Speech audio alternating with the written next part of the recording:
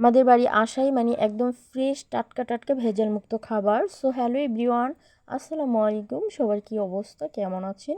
তো সকালে আমি ঘুম থেকে অনেক লেট করে উঠেছি। ওঠার পর নাস্তা খাওয়ার পরে আমার আম্মা বলল চল শাকসবজি নিয়ে আসি, কি কি রান্না করব সেগুলো নিয়ে আসি। তো চলে আসলাম আম্মার সাথে সাথে নাচতে নাচতে একদম প্রজেক্টে চলে আসলাম। তো এখানে আম্মা হচ্ছে কচু নিবে, কচুর ডাঁট নিবে, কচু হচ্ছে রান্না করবে। আমাদের এই কচুগুলো নাকি অনেক অনেক মজা, একদমই গলা চুলকানা, খুবই টেস্টি, খুবই মজা। তো আমার তো অবশ্যই খেতে হবে। তো যাই হোক, আর এমনি তো আমাদের হচ্ছে কোনো সবজি কিনে খেতে হয় না।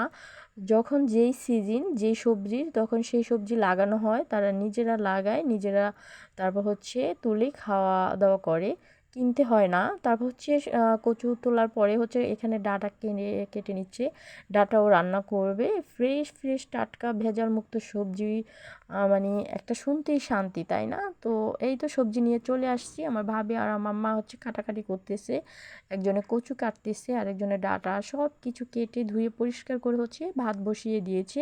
এদিকে সব রেডি করে নিয়েছে। আমার ভাবি আবার খুব সুন্দর করে হচ্ছে সব গুছিয়ে নিয়েছে। এখানে হচ্ছে কচু শাক ভাজি, কচু দিয়ে রুই মাছ দিয়ে রান্না করা হবে, ডাঁটা শাক ভর্তা, ডাঁটা দিয়ে আলু দিয়ে শুটকি দিয়ে রান্না করা হবে, যেগুলো সবই আমার খুবই পছন্দের একটা খাবার। সবগুলো খাবারই আমার খুব খুব খুবই পছন্দের। তো ফার্স্টে হচ্ছে ভাতটা সিদ্ধ করে ঠিকা দিয়ে দিছে, এখন হচ্ছে কচু শাক ভাজি করতেছে। আমি হচ্ছে যেহেতু রান্নার ব্লগটা বেশি করি, তো আমি যেইখানে যাই সেইখানেই চেষ্টা করি যে রান্নাগুলো আমি ক্যামেরা বন্দি করার জন্য, কিভাবে রান্না করে, কিভাবে রান্নার প্রস্তুতি চলে, কি রান্না করলো, এগুলো ক্যামেরা বন্দি করে আপনাদের সাথে শেয়ার করার, যেহেতু আমি কুকিং ভিডিও বেশিরভাগ ছাড়ি। তো যাই হোক, ফাইনালি কচু শাক ভাজিটা হয়ে গেছে। আগে হচ্ছে ভাপে দিয়ে নিয়ে সুন্দর করে বাঘার করে নিয়েছে।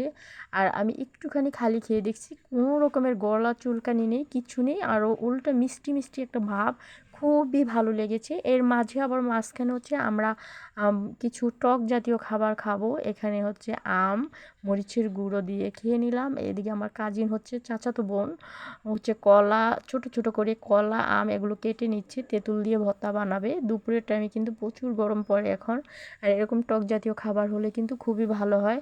বাট আমাদের বাড়িতে একটা কি জানেন, একটুখানি করলে কিন্তু ভাগাভাগি করতে করতে আর কিছুই পাওয়া যায় না, কাড়াকাড়ি বেজে যায়। যাই হোক, তার মধ্যে অনেক শান্তি আছে, অনেক ভালোবাসা আছে। তো আমাদের এই জিনিসটা অনেক বেশি মিস করি। আমি যখন এখানে থাকি না, খুব খুব খুবই মিস করি আমাদের এবারের এই আনন্দগুলো, এই সব কিছু মিলিয়ে খুব মিস করি। তো যাই হোক, এই তো আমার কাকাতো বোন সুন্দর করে ডলে ডলে ঘষে ঘষে দেখেন কি সুন্দর করে ভর্তা বানাইতেছে, আমার কিন্তু লোল পড়ে যাচ্ছে। তো ভর্তা বানানোটা শেষ করার আগেই দেখেন কাড়াকাড়ি বেজে গেছে, সবাই মিলে কাড়াকাড়ি করে খাচ্ছে। এগুলো হচ্ছে সব আমার কাকাতো বোনেরা। তো এদিকে আমার ভাবি আবার রান্না করতেছে, রান্নাঘরে আবার চলে আসলাম। এখানে হচ্ছে কচু দিয়ে মাছ দিয়ে রান্না করবে। মাছটা আগে হচ্ছে ভেজে নিচ্ছে, কচু একটু ভাপে দিয়ে পানি ফেলে দেন সুন্দর করে কষিয়ে নিচ্ছে। এই কচুটাও নাকি খেতে এক মজা, বাট আমি এখনও খাইনি, আজকে খেয়ে তারপর বলেছি আপনাদেরকে। সত্যি অনেক মজার ছিল, অনেক মজার, একদম গলে মোমের মতো হয়ে গেছে খেতে, এত এত এত মজার ছিল।